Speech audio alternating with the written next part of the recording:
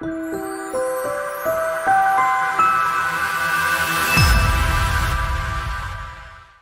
friend of mine works at the customer service department, and I asked him, what does it mean to work at customer service? So he said that it basically means that I smile while I ruin your life. Like, All right. Well, hello everybody. Welcome to our seventh video cast. I'm Wolfi, and with me is Elad. So we are both certified LeSS trainers, and for this episode, we are back to our standard format: 2 questions and 5 minutes time box for each. Today's topic is one of the 10 LeSS principles: customer centric.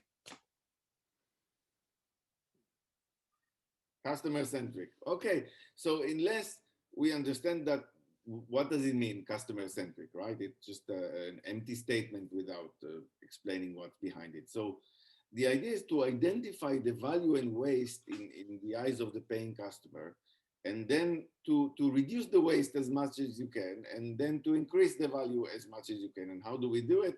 By focusing on cycle time and increasing the feedback loop and making sure we get more data that we can use then to understand the customer better, and then be able to really create as much value as we can. So being customer centric, and we say that not only to the level of the organization's manager, we are talking about each and every individual contributor in the system being customer centric. Okay, so we'll have a question to get us started. Let's start the clock. Ooh. So most managers and organizations would say that they are, of course, customer-centric. The question is, are they? And if not, why are they having this illusion? Yes, it's a great question, because it's so common. Many organizations really see themselves as customer-centric, Wolfi. I bet you've seen that as well. Like, most managers would also say that they are very effective as managers, and most organizations would say that we know what we are doing, right? They are not. They don't know. They are not really super effective. Now, I'm not saying that in a judgmental kind of perspective, right? I'm trying to help them improve. And the sad news, managers and organizations, listen carefully, please. Hanging a poster on the wall saying that customers matters most and putting a nice picture of a winner with a medal does not make you customer centric. Oh. Yeah, I'm sorry about that. Sorry. So really, based on my experience, let's be serious for a little while. Most organizations are actually choosing to remain trapped in this illusion of being awesome. Now, I'm sure they are awesome as people, really. I love people and I appreciate people, and I'm sure that as individuals, they are amazing. However, as an organization, they are not. And I think any organization should see itself as not awesome at any given point in time, because there's always more room for growth and improvement, right? Now, if I'm trapped in that illusion, that helps me ignore the problem, right? Denial is a very common way of dealing with something bad happening. We just completely disregard it. So in that sense, most organizations really are in fooling themselves by saying that they are customer centric. Now, I could offer some help, right? If you are an organization and you want to learn or validate or check whether you are indeed customer centric as much as you think you are, you could ask questions, try and figure out, in my organization, like, if I visit a daily meeting, will I hear discussions about the customer? Will the customer be mentioned at all? I could also do that during planning and backlog refinement and review. If I go to a sprint review, will I see customer representatives, or will it be only a team and a PO, right?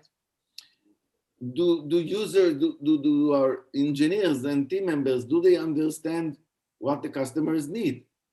Why are we building this feature, right? What value how does the customer make money from that, or get any kind of benefit from that? And if those discussions are not there, it basically means that we are not customer-centric because we are focusing on the engineering side only, and just forgetting about the fact that we are here to create value. And software is probably the cheapest way of doing that. This is why we chose software as the customer. The customer chose a software development org as a solution to their problem. It's probably because it's the most cost-effective way of dealing with that problem. Right. Now, you asked about why our organization doing that. So I mentioned the fact that people, which organizations are built on top of, right? We need people in organizations. People are often try to avoid dealing with who they are. It's about courage. It's about being mature. Okay, it's about being able to look in the mirror and see yourself for who you really are. I'm not saying I'm the world's smartest agile coach, even though I could be, but there's always room for improvement. That's my basic point of view. I'm always asking, what could I do better? I'm not even asking whether I'm good enough or not. It's just, I am who I am, but I want to be better. This applies also to being customer-centric, right? Now, courage, and I think that maybe is if we boil it down, and I don't have enough time, I think courage is the main factor. I'm seeing way too many organizations and managers who are just not brave enough to wake up from that illusion and say, this is how we want things to be done, and be very strict about it. So we want to be customer-centric. Time. So Wolfi, my question to you is, I'm hearing from many people that I meet, even from friends, the statement, engineers are not good at dealing with people. They are just not fit for dealing with the customer. And what I would like to know is, what do you think about this statement? And if you are me, how would you respond? Well, yes, so I have heard this a few times, and I think that this is mostly out of some kind of fear or status quo of somebody's position. And I don't think this is grounded in some facts, but rather on what I would call inappropriate or unfit mental models for the situation. So of course, there might be some individuals who are not good, fit for communicating with customers. Maybe they never will be. And then there might be those who are not interested in talking to customers, even after some coaching and trying to get this to work. So I would say those are the minority, and I would really like to focus here on the majority of the cases, which means that there is actually a really big potential upside. So first of all, I think that your statement as such is a misconception. Yeah? So very often those managers who have this perception, they do not see the value workers as who they are. Meaning they produce the value. So they might not be getting that well along with engineers on in a practical level. So I think this comes from some kind of hierarchies in the organization which are there in place, so strong hierarchies basically. And following this logic, I would assume that this hierarchy pattern is also projected to the engineer talking to the manager, the customer relationship. So that it would be also seen there. And however, this is not what we want. So we do not want engineers talking to managers at the customer side, because typically those managers are not the users or stakeholders of the system. So this means they cannot provide valuable input or clarify requirements or provide meaningful feedback to the developers. So instead of this, if I look at, for example, two major LeSS events, so one of all the product backlog refinement and then the sprint review.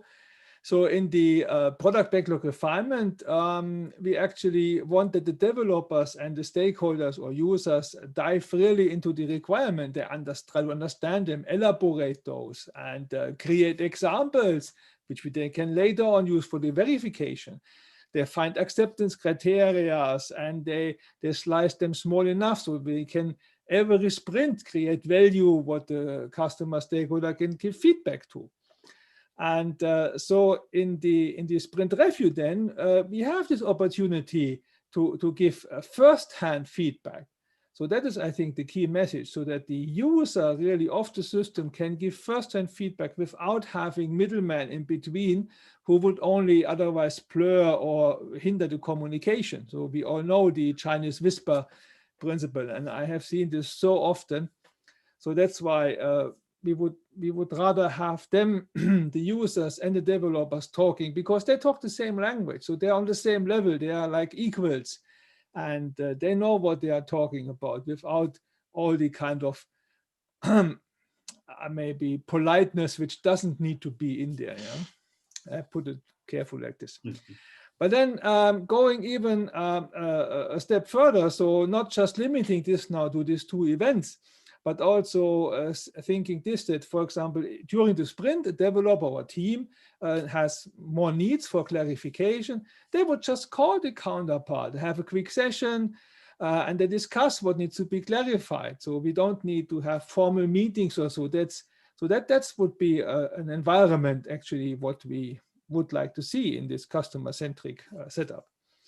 And naturally, I would say there's a learning curve, and for both sides. So both sides have to learn, not just the developers, but also the customers, users, stakeholders. They have to learn how to talk to engineers in this way.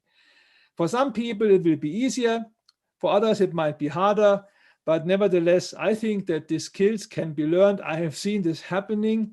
The prerequisites are that you have an open mind and the willingness to collaborate, so that you can together achieve those common goals. And if you do this with some help of coaching, then you really get things going. So some insights to your answer. Yeah, I really like the poster analogy. I have seen this with other topics, like Go See was not a thing. So now we have overall Go See posters. So I think that was really a big thing. And yes, I think also this, that the idea of continuous improvement, it is, people say they do, but then they really don't mean it very often. So I see a lack, because it means that me too, I also need to improve. And I have seen some kind of lack of willingness to do that one. Then I also think in this way that many organizations I have seen, they don't want to hear the truth. So that was a good point. So this means they will fall in the state of denial. Yes, I think that was a clear thing. And then, of course, your last point, the courage. And so here I was wondering that don't they have a need for this? So I would like to understand more about the needs of organization. Don't you need to be customer-centric? Obviously not. Obviously, the current level what you are working on is good enough for you to survive in business. The question is that if your competition will become truly customer-centric in the sense we are talking about here, will they outperform the others because they will have faster learning, they will do it much more effectively in a way that they get the requirements right in the beginning and don't have to do and redo and overdo stuff, you know. So that would be something I'm still wondering. What are the needs of these companies who are not having the courage? So, thank you. While you were talking about the insights, I remembered I have a customer, never mind the name, one of their values, they have, like I told you, company values and stuff. And one of their values is, and they are, first of all, amazing company, okay? One of their values is, we are not interested in happy customers. And then the second line, we are looking for raving fans. And like this acknowledgement of, we don't want just what everybody says, happy customer, what are the needs, going back to the needs. No, we want people who really want to use our product. And that also has a lot of side effects, because if people want to use our product and they are fans, they can cope with lots of stuff and not become unhappy because of that. That is true, yes. They are an amazing company, really. So thank you for that. And let me share some insights or something that really clicked when you spoke was this projection of relationship between managers and employees and or team members and customers. And I think maybe the insight that I had while you were speaking is that managers have this mental model that since this is how our engineers talk to us, this is our relationship, they may really behave like that with the customers. And then what I thought is, wait, but this very engineer actually persuaded you into hiring him or her. So they know how to be a salesperson. Yes. Well, that's something that I thought that came to my mind while you were speaking. That very engineer just some time ago was at the seat of you trying to persuade you to buy them. Yes. So Good thank point, you yes. for your answer. Yes. It was your point, right? Thank you all for so much for really coming. I don't know. I'm having fun in those sessions, and I'm also learning and getting insight. So if you guys find that valuable, that's even more awesome. And really, we invite you to post some comments, tell us what you think, share it, all of those kinds of social media stuff. And even if you have suggestions for us, you can reach out either via comments or in any other way. Yes, there will be a slide with our contact details eventually. Thank you very, very much, Wolfi. Thank you, Elad. Great. Yes, And great see you- insight. Yes, see you see you next then. time. Bye-bye. Bye.